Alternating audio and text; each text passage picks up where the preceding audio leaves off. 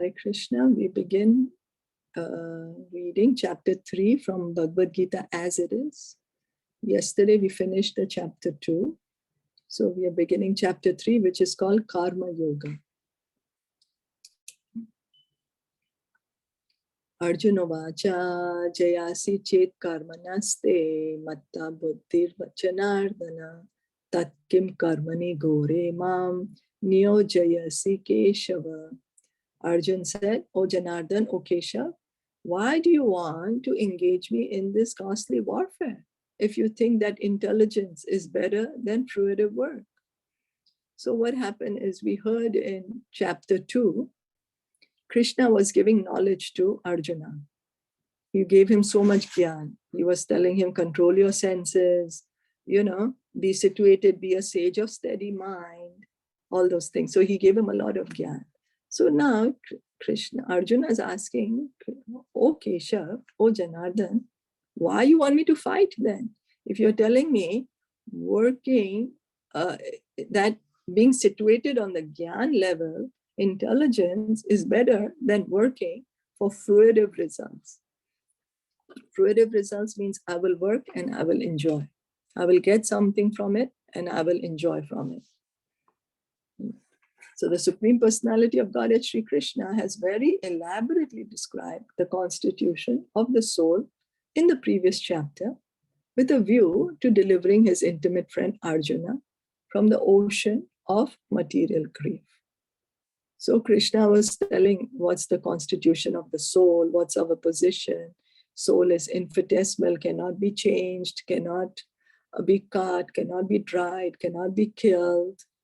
And be situated on the soul, platform of the soul, be steady, don't get carried away with happiness, distress, do your duties equipoised. A lot of knowledge Krishna gives in the second chapter, a lot of gyan.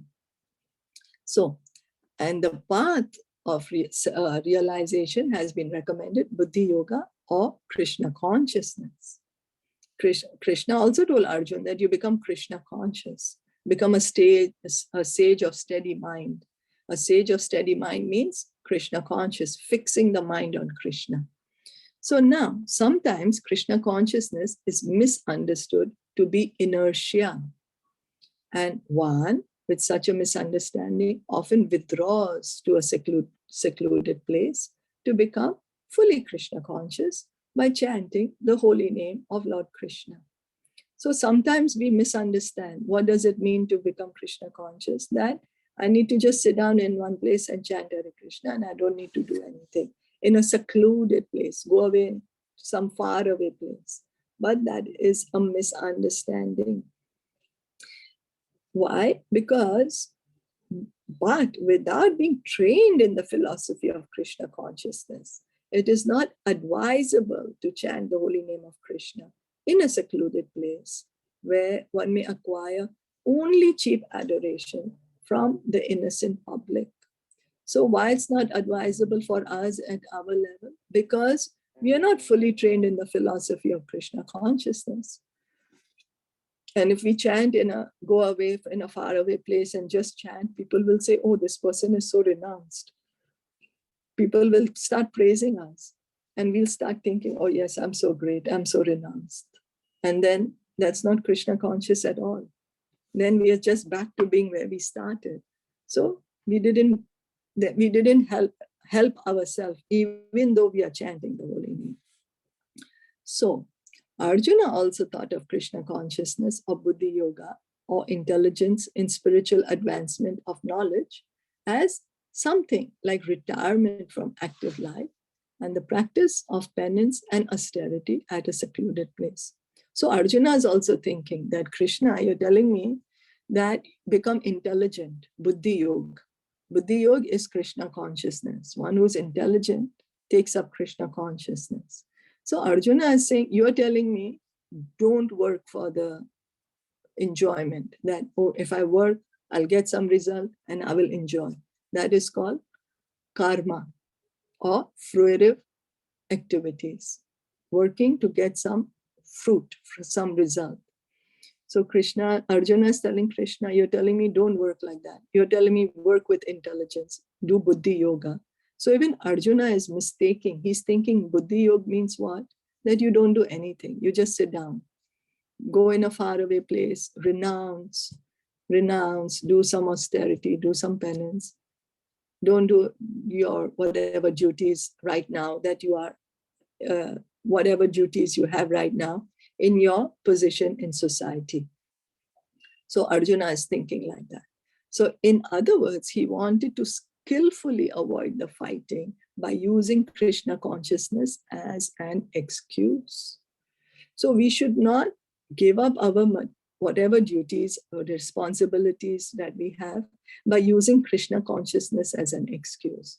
Or Krishna is saying, become Krishna conscious. So what I'm going to do, I will just hear and chant and not do anything. But we are not at that level. We are not trained at that level.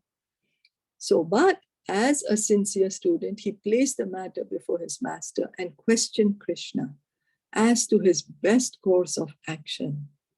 So Arjuna has sincerity. So he's asking Krishna, what shall I do? You are telling me, don't work for karma, that you will enjoy or suffer the result. You are telling me, become Krishna conscious. What does becoming Krishna conscious actually mean? This is Arjuna's sincerity. So we should also ask, what does Krishna consciousness actually mean? So in answer, Lord Krishna elaborately explained karma yoga, or work in Krishna consciousness, in this third chapter. Karma yoga, working in Krishna consciousness. So it means we continue working in whatever position we are in. Continue working, but connect that work to Krishna. Don't get attached to that result. Do it for the pleasure of Krishna, that Krishna will be so happy for me to do my duty, whatever I need to do. And of course, at the same time, continue to hear and chant.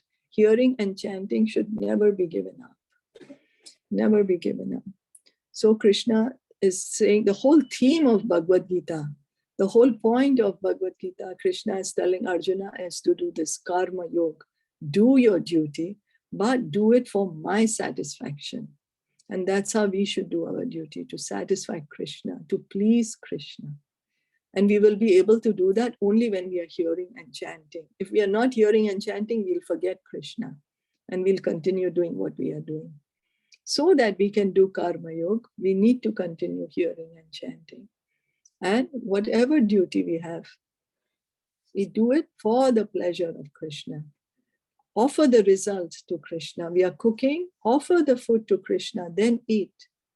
That is, we are connecting our results to Krishna, activities to Krishna. We are seeing something, see the deity photo, hearing something, hear about Krishna, speaking something, chant Krishna's glories. Okay. Is that okay?